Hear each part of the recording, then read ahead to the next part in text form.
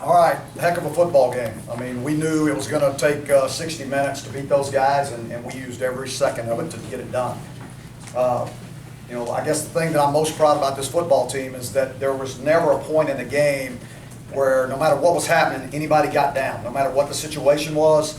I mean, I remember when Elijah put the ball on the ground on the fourth play of the game, as those guys were coming off, the defense was going on, saying, hey, we got your back, don't worry about it. And that's the way it was throughout the entire game, no matter what happened. So really proud of the way this team played. And my hat's off to Pat and that football team.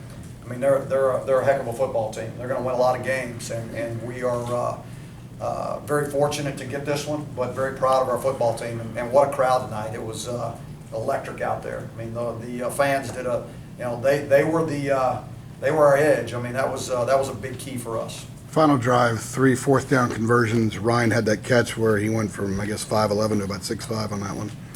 You just have you had a team that's done that before? Player. I mean, I don't know what to tell you. He's a player, and you know, in the game plan this week, from what we had saw, he knew he was going to have an opportunity to have a big game. He knew he was going to be, basically because they're so, you know, run dominant stopping defensively. I mean, you know, they get those backers in there, the safeties are involved. So basically was going to have him one-on-one against the safety the majority of the game. And so, you know, we felt like we could take advantage of that, and he did. He made some great plays and some clutch plays for us tonight. Do you learn something about your team to have the toughness to pull out a game like this? Like, you don't know it until you see it, I guess. Right? Yeah, that's right. You do. We learned a lot about our football team tonight. We talked about before the game is we had an opportunity to establish the identity of this football team. You know, and I can say there's a lot of grit in this football team, for one, a lot of toughness, you know, all the intangibles that we need to be successful. You know, now our guys had a great week of preparation, and that was the key. I mean, they prepared starting Sunday, Tuesday, Wednesday, Thursday. They prepared to win this football game, and can't say enough good things about them. Do you see similarities between this and what you guys did at Georgia Tech last year? Yeah, I guess I hadn't even thought about any of that, but yeah, I mean, we were down 21 in that game in the first quarter and fought back. So yeah, there were a lot of really good things that came out of this game. I mean, just the grit that it took to get this thing done. I mean, because that's a good football team out there. I mean, Pat's got a great team, and they're gonna win a lot of games. I mean, they really are. And you know, anytime we have the ball 18 minutes. 18 minutes to win a football game, that's tough to do. Tough to do. You regularly say that you don't care much about time of possession. I don't. What does it do to affect, I'm not going to try and change that, what does it do to the team to only have the ball for 33 seconds in the first quarter, and how does it change or affect what you guys do to keep a defense rested and to keep an offense energized? You know, at the end of the first quarter, we realized we only had the ball like 3 plays or 4 plays, and so we knew offensively we had to keep the defense off the field. So it was let's do what we do. I mean, we didn't have a chance to get into a rhythm really in the first quarter, and we got into some sort of a rhythm in the second quarter. You know, came out a little stale in the first quarter, that first series, and then got going again. So, you know, still a little bit of inconsistency. I think we're close to setting a national record for safeties. So that's something that I guess, can be proud of. That was a 2-way. Well, we'll work hard to get that, I guess. I've never seen anything like it, actually. So, I mean, who was that team? Wake Forest. 2001. I'm gonna have to call Jim and ask him how he did that. So, but yeah, I'm proud of these guys. You got 2 stops at the end when you needed it. Was it just a matter of the defense bowing their neck, or was there some kind of adjustments? No adjustments. They just bowed their neck. They gutted it up and they got it done. You know, and they made the plays. They made the tackles. There were no missed tackles in those last couple of series, and they got some really good running backs. And the way they stretch you with 10, I mean, they do some really good things. It makes it difficult for you. And so, again, we made the plays when we had to make them. Coach, talk about Bug and his game tonight. Who? Bug Howard. Oh, yeah, Bug. Well, I mean, 2 heavily contested catches down there in the end zone, you know, and I promise you there's nobody happier than Lonnie, which is his dad.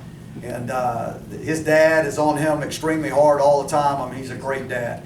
And I promise you, his family's proud of him. I mean, we're all proud of him. Bug, that's what Bug can do. He can go up, he's a big-bodied guy that can go up and play above the rim, and he can go make the catch. What allowed Mitch to be, so successful and so calm, especially on those fourth down conversions late? Yeah, I mean, that's who he is. I mean, really, he's not a, when good things happen, you don't see him going crazy, and when bad things happen, you don't see anything. I mean, he's pretty even keeled all the way. I mean, you don't really know what his emotions are, which is really an ideal situation for a leader, because everybody on the team knows exactly where he's going to be all the time, and he's just solid as a rock. I don't think he ever doubted they would make the plays. Did that mirror what? There's one that he'd love to have back, and it was the 3rd and 3, and threw a low ball to Switzer over there in the flat. He'd love to have that one back, I promise you. How often do you replicate that kind of situation in practices? Oh, I mean, we start back in camp with 2-minute situations. I mean, that's and then we get it, every single week, some type of different scenario that we work against the defense at the end of our practice, to replicate a 2-minute situation. And we do it where we got to kick a field goal. We do it where we got to score 7. We do it where we got to score 8. We do every situation we possibly can. How has Ryan evolved as a receiver that allowed him to have this kind of performance? Well, I think a lot of it was what the defense was doing. I mean, they were going to stop the run. I mean, and they stopped the run. We knew that it was going to be difficult to run against, but we wanted to do enough in the running game where they still had to stay the same, and they did. I'm going to bet you that they blitzed probably 80% of the time in that game. I don't know what the numbers are, but I just know from watching it and thinking about what they were trying to accomplish each and every series. I mean, it was blitz after blitz. It was corner blitzes, crossfires, plugs. I mean, they were bringing it all. Saw, I mean, just everything that you could possibly see.